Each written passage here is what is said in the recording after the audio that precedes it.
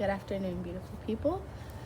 We're here on a not so sunny Sunday, April 19th. It's currently 2:20 p.m. and I just wanted to talk. I'm not sure really what I'm gonna get into talking about. Oh, look at the sun. It loves me. Came out for me. I'm not really sure what I'm gonna talk about. Just gonna kind of talk about what's on my mind. Try to just get some things out there. So I guess I should start off by introducing myself. Sorry, there are bugs around me, but hello. My name is Lachelle Ponder. Born March 2nd, 1998. 22 years old. And I have anxiety disorder.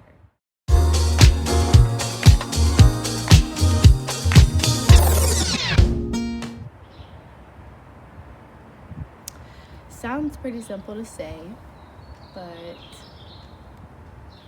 honestly, that's probably the first time that I've admitted that out loud, fully out loud. Ever. I may have said have an anxiety attack or struggle with anxiety to one person or two people, but to literally just say it to myself and hear it is really weird. I hope the audio on this is good.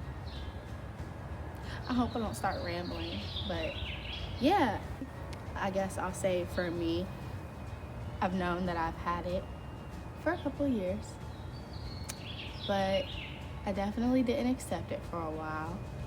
Everyone's journey with anxiety is different, so it's really hard to gauge it, and it was really hard for me at first to realize that that's what it was, because I feel like with a lot of just mental health things, it's portrayed as a bit more dramatic than it is in real life, and sometimes, depending on the person, but with me personally, it's not as noticeable unless I tell you. I don't think it's very easy to know that someone is having an anxiety attack in the moment that they're having it, unless you're familiar with, wow, look at this one, sorry. Unless you're familiar with their specific journey with it and the specific signs that they have when they're in the midst of it. The thing about my specific journey with anxiety, and maybe some other people too, is that I can't really figure it out, in a sense of, it's kind of like a period that is never regular, if that makes sense. One minute it's a pattern, you know the triggers, you can deal with it, and you can slow it down before it even happens. You can feel it coming on, and then the next minute it changes. It kind of becomes immune to the things that you have been doing to deal with it. So then it changes and it takes on a different form within me. I may develop different triggers. The other ones are kind of by the wayside. And then there's new things that I have to deal with, as far as, okay, why am I being triggered right now? Because this is not what I have on my list of triggers. And then the list gets even longer, because now you have to worry about not only the ones from before, because those can come back, and trying to deal with those. Now you have to add some new ones to your essentially anxiety resume. And it's just really stressful, because you're trying not to stress, and it's stressing you out because you're finding it hard not to stress. It's just it's like a circle. It's like, I'm here, I'm fine, I'm normal, I'm not thinking about it too much. I have a trigger that kind of hit me, I'm trying to deal with it, I'm trying not to stress, so I'm stressing about trying not to stress about it. Now I'm here, I'm stressing even more because I'm trying not to stress. So now I'm stressing about trying not to stress, and also stressing about what's making me stress in the first place. And then it's like I'm overall stressed, and I have to figure out how to deal with this and get this all out of me. And then I'm back to square one.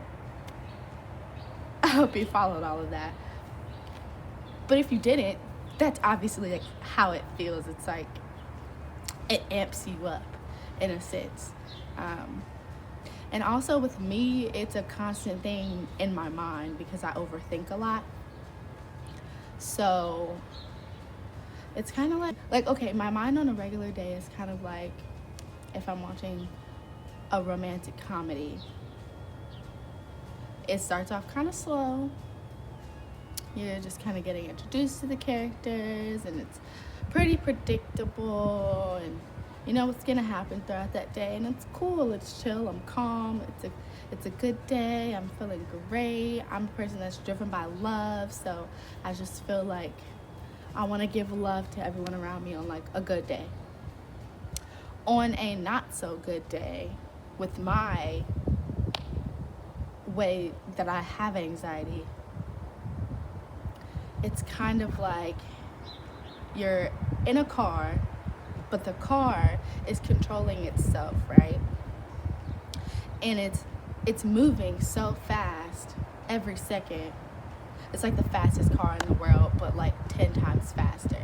So it's moving so fast, but you can't stop it because you're in the passenger seat and this car is driving itself. And you can't even have time to grab on to something. So you're kind of just like flying around this car, but you're trapped inside. What do you do? That's literally how my mind is on a not so good day. It's like the speed of that car is the speed of my thoughts. I can't grab onto one thing. I can't focus. I can't get myself to sit down. The things that usually are stress relievers. So sorry guys, that blew.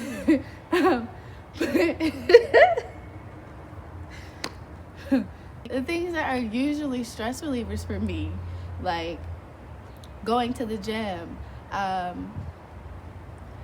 doing some type of creative art, like drawing, skincare, doing my hair, putting on a cute outfit, spending time with my friend. None of that does anything for me on a day when my brain is just like, this is how my thoughts are going. Every snap is a new thought. I can't think of one thing to slow me down because everything is just like, oh, I have to get this done, but I also have to do this, and I have to worry about this, and this is also going on, this is also affecting me, I'm not dealing with this, let me try to deal with these emotions, let me do this. And it's a lot. It's really a lot. And on some days I feel great, and on other days I just feel like the world is collapsing, my brain's gonna explode, and it's really weird. It's really hard to talk about. I've never even been able to put that type of metaphor into words until right now, to say like that's how I feel on a specific day. And I think also that contributes to the other things that obviously happen within my body. When that happens, I do get really frustrated with the people around me, but it's hard to tell someone like, hey, I'm having a bad day, I don't know why, I just woke up like this, so if I get mad at you, like, don't take it personally. You can only say that so much until people are like, okay, but you were having a bad day last week, and you were having a bad day 2 days ago, so just don't have a bad day. And sometimes it's really not that simple. I understand, that, yo.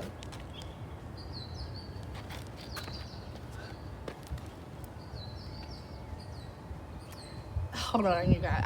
I might need to move to a different. We might need to readjust real quick. Hold on, just 1 second. Just 1 second. Okay, I moved. Those bugs was trying to get me, y'all. I was under attack. I was under complete attack. Mayday alert. Like, I was in danger.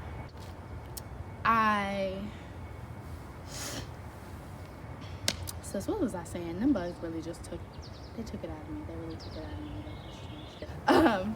So basically what I was saying is that yes, you're under control of your mind, and I don't want anyone to ever feel like they're drowning, because I have felt that before. Like, you're drowning in that feeling and you literally don't know how to stop it, and it's easier to just let it be rather than just to try and essentially fight it or override it.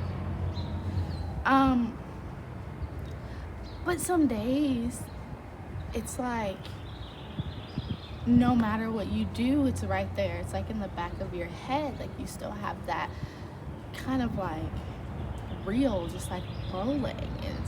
It's going so fast. I don't know how to better explain it, you guys, but it can get really scary. It really can.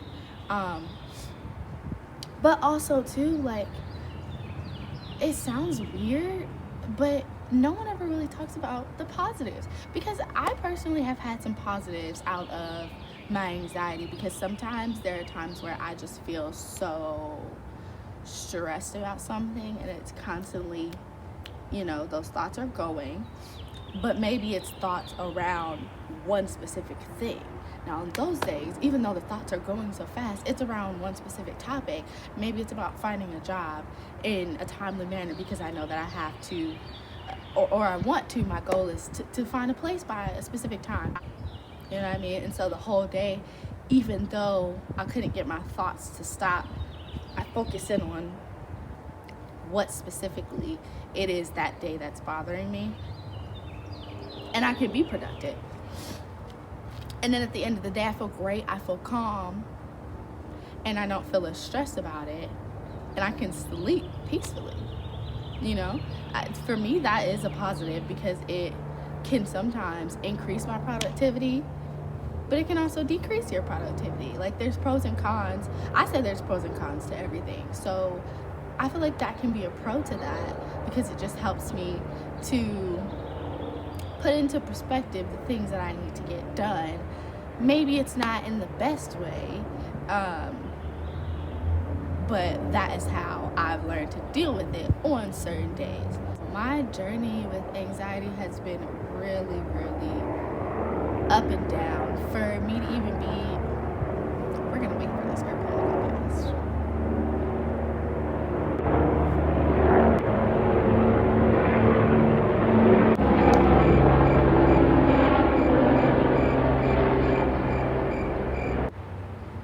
Okay, I think it's gone. So what I was saying was, for me, my journey with anxiety has been very up and down. It's been a roller coaster, and for me to even be where I am with it right now, it took a while, because I didn't know a lot just about mental health. Mental health has just a wide range of so many things under it, that some things that I've learned about that you would never hear about on a regular basis, or that people wouldn't even want to admit that they have on a regular basis because of fear of being judged. But yeah, I didn't know a lot about it. When I came to college, it definitely amped up more, and it really put things into perspective for me as far as positive self-talk and trying to understand the negative thoughts that I have, and not necessarily push them away or push them down, but understand them, feel them, but also alongside them, when I feel them, have a positive thought to bring up right next to it. Kind of like a mental pro and con chart. I'm telling you, those pros and cons to everything. So, there's a lot of a thought process that goes into it. I hope I'm not really rambling, but these are literally thoughts that I don't express very much to people because, like I said, it's really, really hard to talk about. And even though the world is better, there's still a stigma. And I don't want anyone to look at me as someone in need of help, because I don't need help or pity. As far as people feeling pity for me and feeling like I need them to do something for me now that they know what I struggle with on a daily, because it's not that type of thing. It's not like I'm helpless. I'm not a damsel in distress. It's just a struggle sometimes, and that's completely fine. And the crazy thing about this is I used to think that these type of thoughts made me weak, and I had to come to the conclusion, number one, that there is absolutely nothing wrong with me. There are people that feel this way alongside me, and there are people that struggle with the same thing. It might be in a different way. And yeah, someone once told me that I'm stronger than I think, and I really had to internalize that, because I had to realize how strong I have to be in order to fight through this. Yeah, that was pretty much all I had to say. I'm not gonna ramble on any longer, but I just wanted to let you know, whoever you are listening, that you're not alone, and just thanks for watching. And yeah.